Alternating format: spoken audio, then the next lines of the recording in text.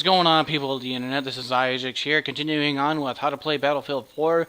Today we are covering the Recon kit, and this is, I'm not gonna lie, people, this is probably one of my least favorite kits, just because, within my experience, it is one of the hardest here. I probably went from an average of at least around 10 to 15 kills to about 5 to 7 each game with this kit, mainly because this is a kit that with the main weapon is the sniper rifle. Now you can use it at close ranges, but it doesn't really make it a whole lot easier, at least not in my opinion.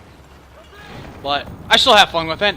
So anyhow, again, as I said, the main weapon with this is the sniper rifle. You will have a couple other things in your gadget slots, ranging from C4 to sensor grenades. But anyhow, deriving this from the Battlefield Wiki, the Recon kit is the playable kit featured in many installments of the Battlefield series. Not that I've played any of them before, but I still like it.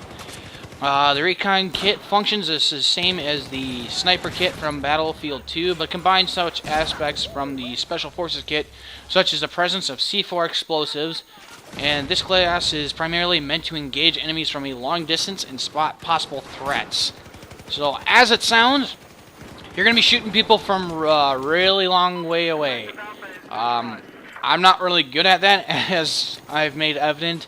I'm not very good at with the Recon kit, but it's fun to use C4, I'll say that.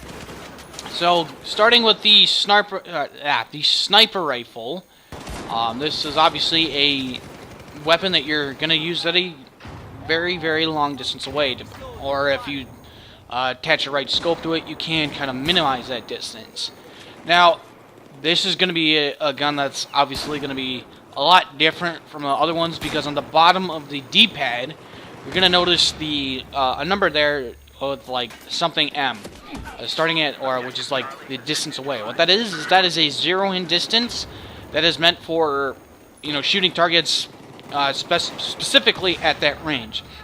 Now here I'm in a battlefield or map that is not very far away, so I don't need to worry about it.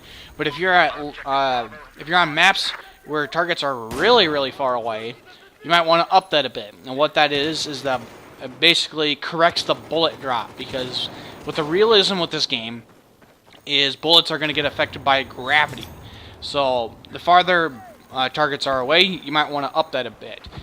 But you also want to be careful not to set that too high, because if you set that, like, let's say if I'm aiming at a target, I am aiming right at their head, and I set that to 1,000, it's going to go right over their head. Because what the gun does is it corrects it so that it's appropriate for that distance, and it kicks the bullet up, or it kicks the gun up so that the bullet stays up longer. So you do want to set that in an appropriate distance. I do want to clarify. I've heard some people think that this increases damage. It does not. It will not cause the gun or the bullet to do any more damage than it already has. Setting it to 200 to 300 at a 0 meter range doesn't make it any better.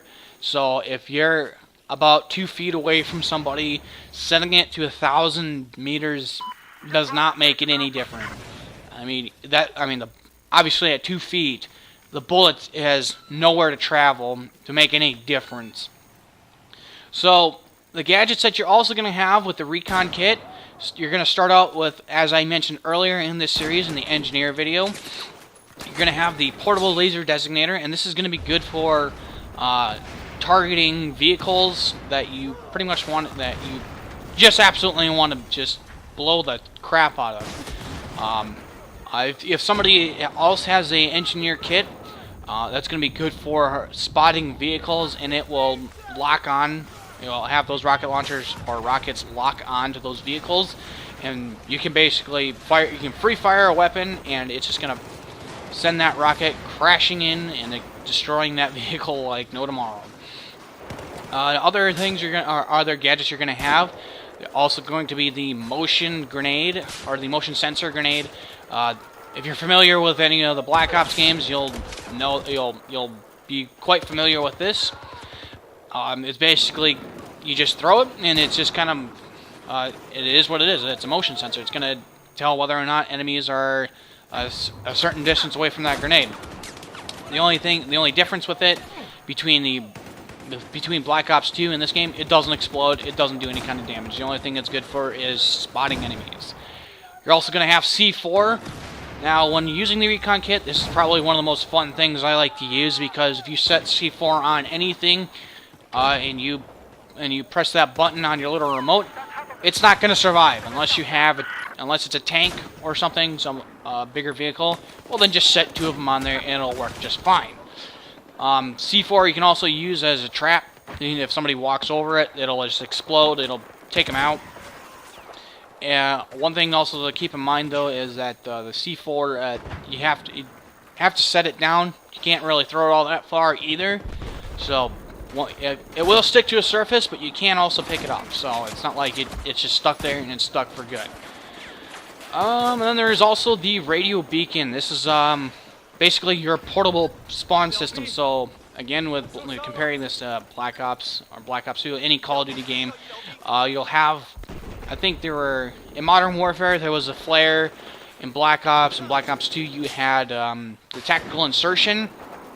That's basically what this is. It creates a spawn point for not only you, but also your squad mates. So to recap, the Recon kit here is meant for taking out enemies at a distance, as well as being able to spot them for the rest of your team, or unless you're ninja class. But that's pretty much all I have for right about now, guys. If you guys like this video, be sure to leave a like in the like box, leave a comment if you like. Be sure to follow me on Facebook and Twitter, and subscribe if you want to see some more great videos from myself. So thank you guys for watching, and may God bless you all. See you all later.